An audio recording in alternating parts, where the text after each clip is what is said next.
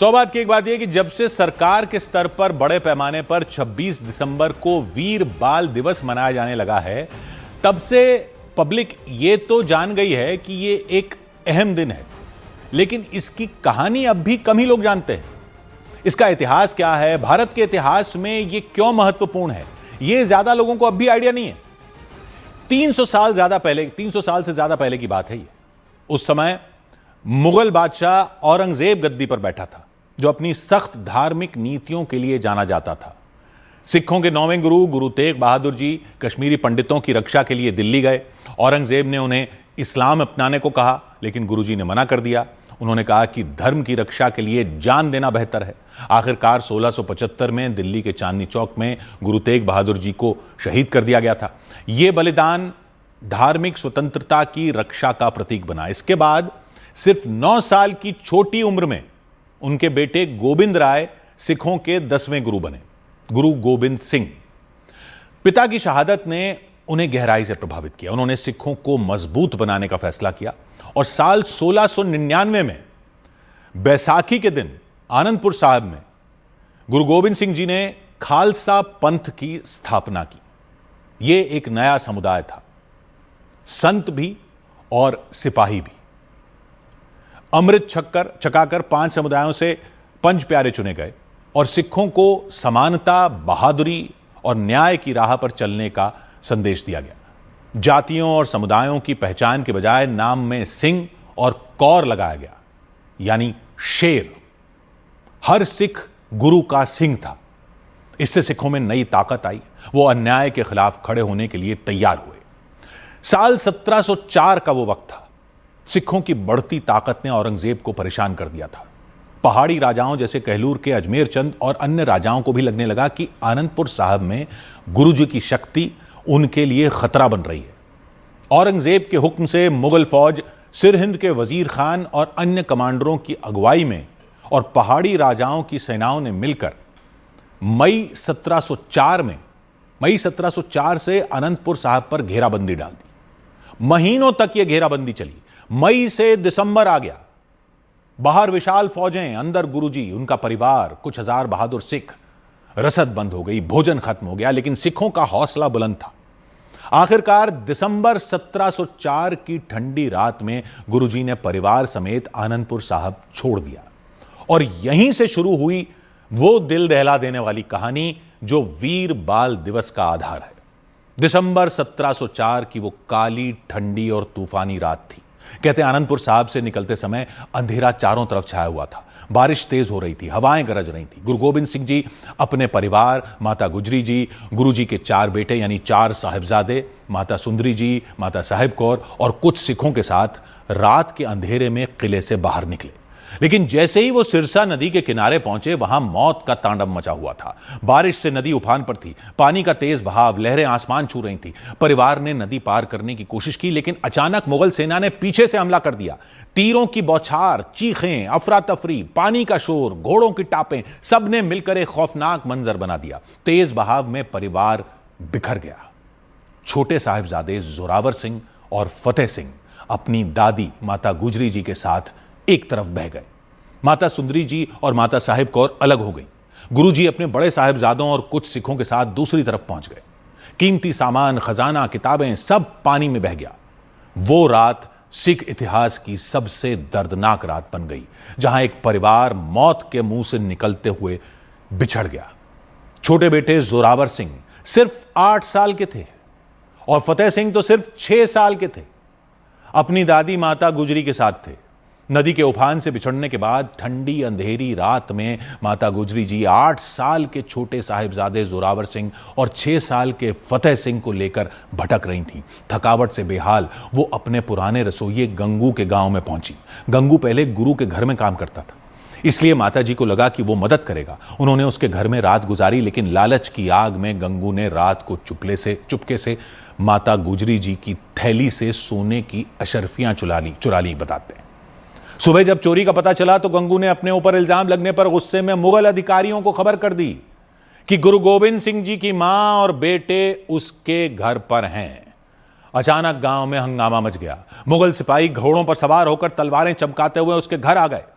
दरवाजे तोड़कर वो घुसे, लेकिन वो दोनों छोटे बच्चे डरे नहीं, वो सिंह डरे नहीं, वो खड़े हो गए। माता गुजरी ने उन्हें सीने से लगाया और मंत्र दिया कि तुम गुरु के सिंह हो, वाहे गुरु का नाम जपना, डरना नहीं है। सिपाही उन्हें घसीटते हुए ले गए। 8 साल के जोरावर सिंह, 6 साल के फतेह सिंह। रास्ते में लोग देखते रह गए। 2 मासूम बच्चे और बुजुर्ग दादी जंजीरों में जकड़े हुए उनको सिरहिंद ले जाया गया। सिरहिंद के किले में गर्मी के टाइम के लिए एक टावर बनाया गया था, उसका नाम था ठंडा बुर्ज। लेकिन सर्दियों में उसी ठंडे बुर्ज में हड्डियां कपाने वाली ठंड होती थी। उस ऊंचे ठंडे बुर्ज में उनको कैद कर दिया गया, जहां दिसंबर की कड़कड़ाती सर्दी में हवाएं हड्डियां जमा देती हैं। जमीन ठंडी, दीवारें ठंडी, कोई कंबल नहीं। माता गुजरी उन्हें अपनी गोद में लेकर गुरबानी सुनाती रहीं, बच्चों को हिम्मत बांधती रहीं। सोचिए, 8 साल के और 6 साल के थे वो।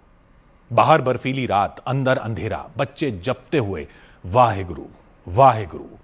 फिर बुलावा आया। उनको सिरहिंद के गवर्नर वजीर खान के दरबार में बुलाया गया। विशाल हॉल, चारों तरफ मुगल अधिकारी, काजी, मौलवी, सिपाही, सबकी नजरें दरवाजे पर कि गुरु गोबिंद सिंह के बेटे कैद में लाए जाएंगे और पेश किए जाएंगे। अचानक दरवाजा खुला। आए 2 छोटे छोटे बच्चे। साहबजादा जोरावर सिंह सिर्फ 8 साल के, साहबजादा फतेह सिंह महज 6 साल के। ठंड में वो शरीर, लेकिन सिर ऊंचा, आंखों में वही आग, गुरु की दी हुई सीख की आग। कहते हैं वो छोटे बच्चे उन हालात में भी ऐसे चलते हुए आए जैसे राजकुमार चलते हैं। कोई डर नहीं, कोई झिझक नहीं। दरबार में सन्नाटा छा गया। ये बच्चे हैं या शेर के बच्चे हैं? वजीर खान ने अपनी ऊंची कुर्सी से झुककर देखा। उसने आवाज को नरम करके बोला, बच्चों, तुम गुरु गोबिंद सिंह के बेटे हो, इस्लाम अपना लो। दरबार में फुसफुसाहट हुई। वजीर खान फिर बोला, इस्लाम अपना लो और सारा राजपाट फिर तुम्हारा होगा। लेकिन जोरावर सिंह क्या बोले, फतेह सिंह क्या बोले? 8 साल के जोरावर और 6 साल के फतेह सिंह क्या बोले? साहिबजादे उस भरे दरबार में क्या बोले? हम गुरु के सिख हैं, हम गुरु की राह नहीं छोड़ेंगे।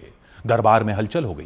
काजी बच्चों को डराने लगे। हालांकि मलेर कोटला के नवाब शेर मोहम्मद खान ने खड़े होकर कहा कि ये बच्चे हैं, इनको छोड़ दो। लेकिन वजीर खान का चेहरा क्रोध से लाल हो गया कि इतने छोटे बच्चों ने भरे दरबार में उसको जवाब दे दिया। बच्चों को रात भर सोचने का समय दिया गया। फिर से ठंडे बुर्ज में माता गुजरी ने उन्हें गले लगाया, गुरबानी सुनाई और बच्चों की हिम्मत बांधी।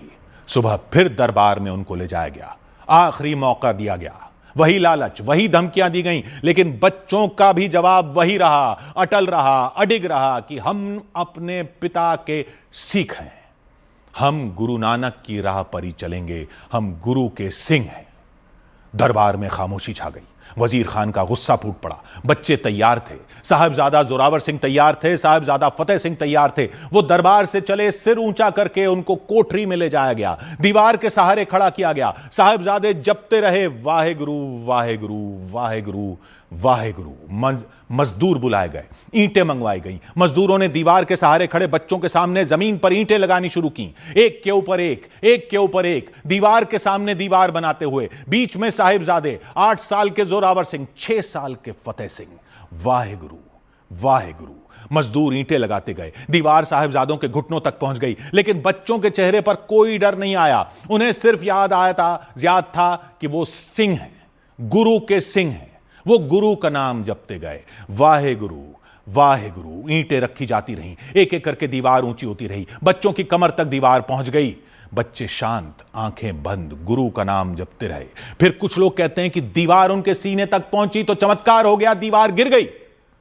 बच्चे अटल खड़े रहे। मजदूरों को सिपाहियों ने फटकारा, दीवार बनानी फिर से शुरू की गई। वाहे गुरु, वाहे गुरु।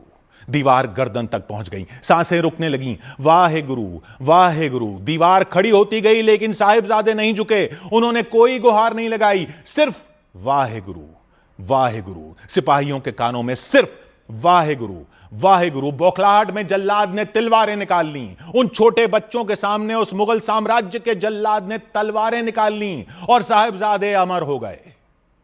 खबर ठंडे बुर्ज तक पहुंची तो प्रार्थना में लीन माता गुजरी ने भी प्राण त्याग दिए। मुगल मिट्टी में मिल चुके हैं और वो जगह आज फतेहगढ़ साहिब है। जहां वो दीवार थी वहां आज गुरुद्वारा खड़ा है, गुरु का द्वार खड़ा है। वाहे गुरु जी का खालसा, वाहे गुरु जी की फतेह। जो बोले सो निहाल, सत श्री अकाल। 100 बात की एक बात।